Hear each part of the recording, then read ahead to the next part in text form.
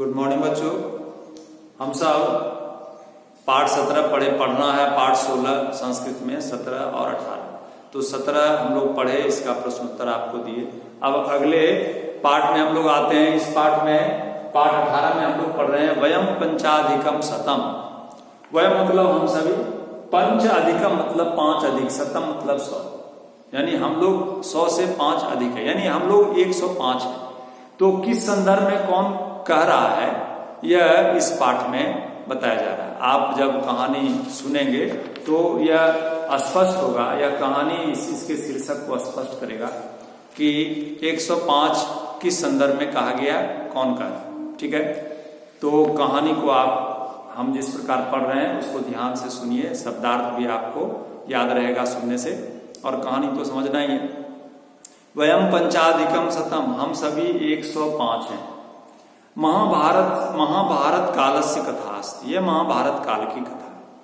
हस्तिना नगरे युधिष्ठिरस्य दुर्योधनस्य च मध्ये द्यूत क्रीड़ा भवत्। हस्तिनापुर में, जिसको अभी हम बोलते हैं दिल्ली, वो प्राचीन काल में महाभारत काल में इस शहर का नाम था हस्तिनापुर। हस्तिना नगरे, हस्तिनापुर में युधिष्ठिरस्य दुर्योधनस्य च मध्ये, युधिष्ठिर और दुर्योधन के बीच में द्यूत क्रीड़ा भवत्, जुए का खेल खेला गया। दुर्योधन से कपट क्रीड़या, दुर्योधन के कपट खेल से युधिष्ठिर पराजित, युधिष्ठिर पराजित हो गए। ये किस प्रकार उन्होंने, दुर्योधन ने कपट किया अपने मामा के सहयोग से, शकुनि के सहयोग से, ये भली बातें आप लोग जानते हैं। क्रीडाया नियमम अनुसृत्य युधिष्ठिर स्वभ्रातृभिः द्रौपद्याः सह च 12 वर्षाणि वनवासम अकरोत्। क्रीडाया नियमम अनुसृत्य, ये खेल के नियम का अनुसरण करते हुए, खेल के नियम के अनुसार, ऐसा खेल में शर्त रखा गया, नियम बनाया गया कि जो जुए में हार जाएगा उसको 12 वर्ष के लिए वनवास करना पड़ेगा और 1 वर्ष के लिए अज्ञातवास करना पड़ेगा। अज्ञातवास का अर्थ हुआ गुप्त रूप से छुप कर रहना पड़ेगा ताकि वह कोई पहचान में ना आए, और यदि पहचान में आ गए तो फिर से 12 वर्ष रहना पड़ेगा। तो इस तरह कपट से दुर्योधन ने ये नियम बनाया था ताकि 13वें वर्ष में ये पहचान लिए जाएंगे और फिर 12 वर्ष रहेंगे। इस तरह निरंतर जीवन भर ये जंगल में ही रहेंगे और राजा हम बने रहेंगे, कहीं कोई विरोधी नहीं रहेगा। तो ये नियम बनाया गया और जब पराजित हो गए युधिष्ठिर तो नियम का पालन करना पड़ा।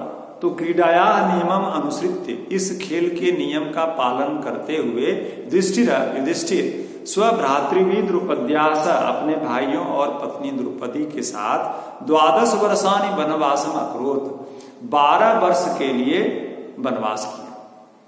वनात् वनम भ्रमंत, वन से वन घूमते हुए, पांडवा सभी पांडव, कष्टेन वनवासम कालम यापन्ति स्म, कष्ट से वनवास का काल बिता रहे थे।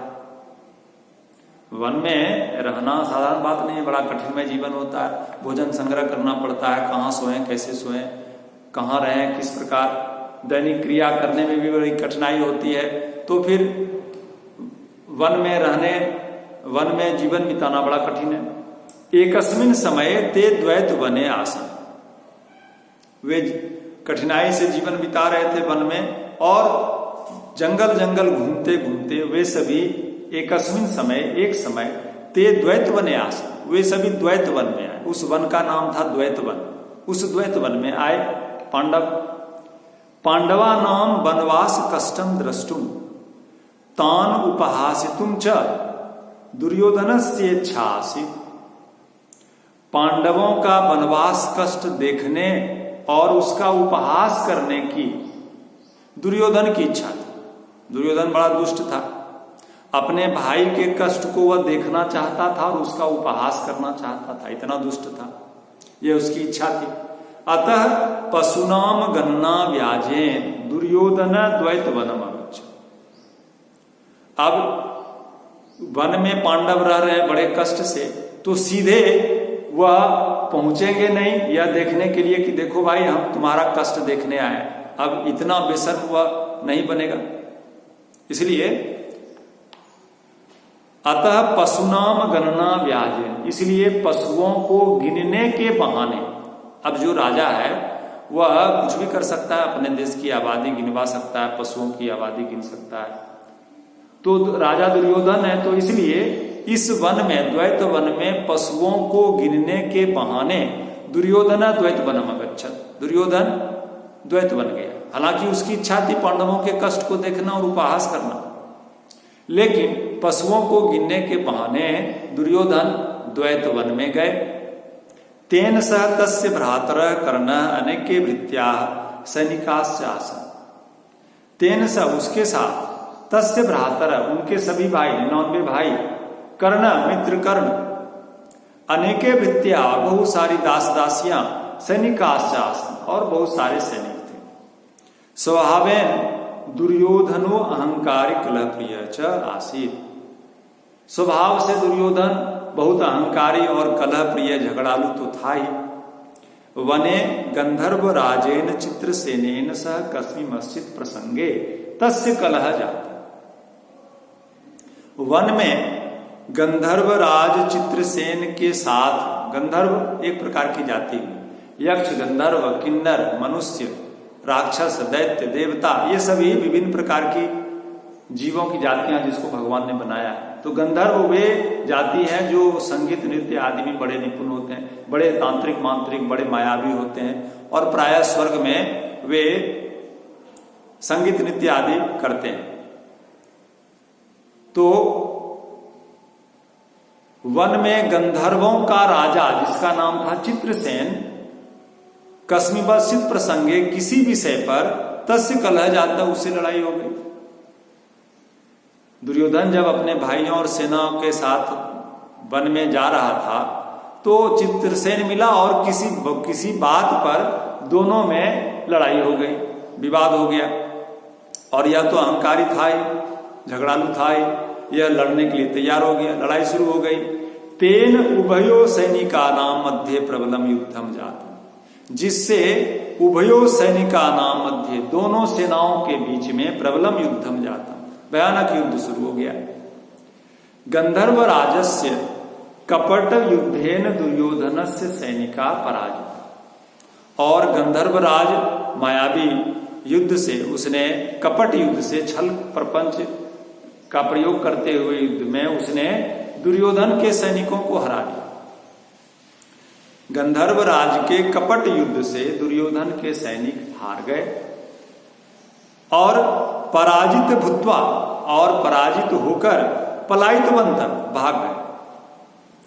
कर्णोऽपि त्रस्तः पलायितवान्, कर्ण भी जो इतना वीर था, धुरंधर था, धनुर्धारी था, वह भी भाग गया।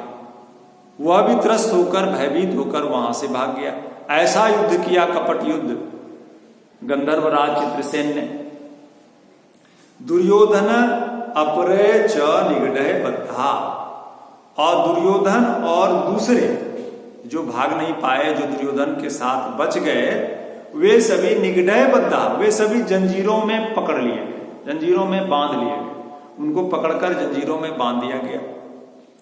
दुर्योधनस्य केचित् जीविता सैनिका सहायतार्थम तत्र निकटे वस्तां पांडवानां पार्श्वे अधावन्। दुर्योधनस्य केचित् जीविता सैनिका, दुर्योधन के कुछ जीवित सैनिक जो बच गए थे, जो पकड़े भी नहीं गए, जो भागे नहीं थे, जो जीवित थे, सहायतार्थम, सहायता के लिए, तत्र निकटे वस्तां, वहां पास में रहने वाले पांडवों के पास धावन, दौड़े। उनको पता था कि यहां पास में पांडव लोग रहते हैं, तो वे जीवित सैनिक जो पकड़े नहीं गए, वे सहायता के लिए पास में रहने वाले पांडवों के पास दौड़ कर गए। दुर्योधन शत्रु विबद्ध इत्यखिलम समाचारम ते पांडवान् निवेदितवन्तः।